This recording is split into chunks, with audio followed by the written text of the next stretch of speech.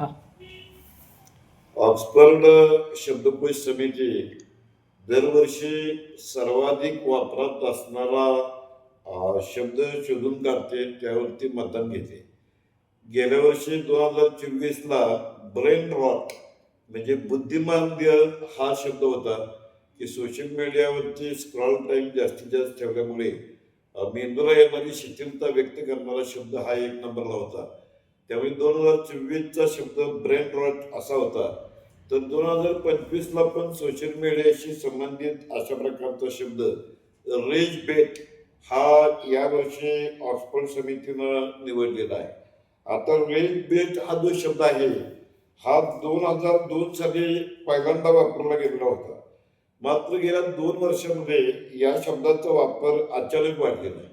आता रेज बेट या शब्दाचा अर्थ काय आहे, तर वाहन चालवताना दुसऱ्या वाहनाच्या पुढे आपली गाडी रेटण्याचा प्रयत्न करतो आणि हे करताना तो त्याचे दिवे जे आहेत हेडलाईट त्याची उघड झाप करतो, म्हणजे पुढच्या वाहनाचे डोळे दिपले जावेत आणि त्याच्या वाहनाचा वेग कमी व्हावा या हेतून ही कृती केली जाते. आणि तांत्रिकदृष्ट्या या कृतीला रेजबेल्ट असं म्हणतात. म्हणजे प्रतिस्पर्धी वाहकाला उद्युक्त करणे अशा अर्थानं समाज माध्यमावरती या शब्दाची पहिल्यांदा नोंद करण्यात आली. पण हा जो शब्द आहे रेज ब्रेथ त्यातले 2 शब्दांनी मिळून शब्द बनलेला आहे. रेज म्हणजे क्रोध, राग, संताप आणि बेट म्हणजे एक प्रकारचा गड. तेव्हा क्रोध आणि प्रलोभन हा जो शब्द आहे, बेट म्हणजे आपण प्रलोभन पण म्हणू, गड, की हे जो शब्द आहे हा जास्तीत जास्त लोक वापरत आहेत असं दिसून येतं.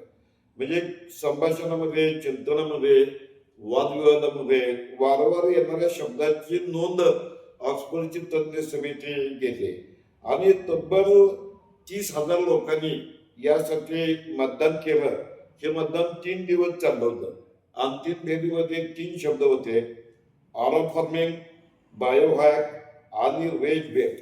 म्हणजे शेवटी रेज बेट हा शब्द जिंकला. आता रेज बेट हा जो शब्द आहे हा व्यवहारामध्ये काय केलं जातं, तर हा सोशल मीडियाशी निगडीत अशा प्रकारचा शब्द आहे.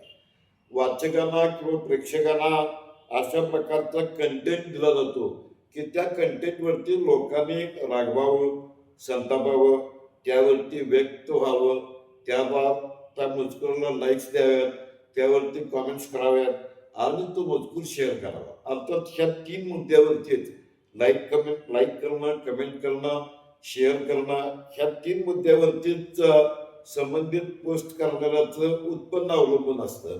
त्यामुळे उत्पादन वाढवण्यासाठी भावनांची बोली लावण्यासारखा हा प्रकार आहे आणि अशी भावनांची बोली लावून समाजामध्ये क्रोधाचं प्रमाण जे आहे ते वाढवायचं. म्हणजे हा शब्द एका वर्षामध्ये नेहमीपेक्षा तिप्पट वेळा वापरला गेला जातो. या प्रकारच्या पोस्टमुळे म्हणजे कसं आहे की एखादी कंपनी असेल समजा, तर त्या प्रॉडक्टची किंमत सुरुवातीला समजा 5 लाख रुपये सांगायची आणि परत म्हणजे हा मजकूर माणसाच्या मनात रुजतो 5 लाख किंमत आणि पुन्हा काही काळानंतर ह्याच गोष्टीची किंमत 3 लाख अशी दाखवायची. म्हणजे ऑडियन्सची एंगेजमेंट जी आहे ही एंगेजमेंट टिकवण्यासाठी रेट बेटचा वापर केला जातो. पण व्यवहारात काय होतं की या शब्दामुळे त्या सोशल मीडियावरचा हेट कंटेंट वाढतो आणि लोकांच्या सामूहिक रागामुळे संबंधितांची कमाई वाढते. म्हणजे कंटेंट असा ठेवायचा की ज्यामुळे प्रेक्षकांची आणि श्रोत्यांची एंगेजमेंट वाढली पाहिजे. उदाहरण सांगायचं झालं तर नेटफ्लिक्सच्या कार्यकारी संचालकांनी एकदा जाहीरपणे असं सांगितलेलं होतं की आता आमचा सामना जो आहे तो फक्त लोकांच्या झोपेशी आहे. म्हणजेच या रेज बेट या शब्दामध्ये जो मजकूर पोस्ट केला जातो ती एक प्रकारे क्रिएटफुली क्राफ्टेड ट्रिक आहे असं म्हणावं लागेल. तेव्हा दरवर्षी ऑक्सफर्डचे शब्दकोश समिती जे काम करते त्या पद्धतीने 2025 सालाकरता रेज बेट हा सामाजिक वापरातला सर्वाधिक वापरला जाणारा शब्द म्हणून त्याची निवड करण्यात आली. तेव्हा या शब्दामुळे समाज माध्यमावरती भावनिक प्रतिसाद देणारं ट्रॅफिक वाढवलं जातं आणि सोशल मीडियामध्ये ज्या पद्धतीनं ब्रेन रॉट गेल्या वर्षीचा शब्द बुद्धिमांद्य हा सोशल मीडियाचा वापर करून थकून जाणारा मेंदू अशा अर्थानं वापरला होता. त्याच पद्धतीनं रेज बेट हा सोशल मीडियावरती कार्यरत असलेल्या वेगवेगळ्या कंपन्यांनी लोकांच्या रागाचं संतापाचं व्यवस्थापन करून आपलं उत्पन्न वाढवण्यासाठी वापरत असलेला तो जो शब्द आहे.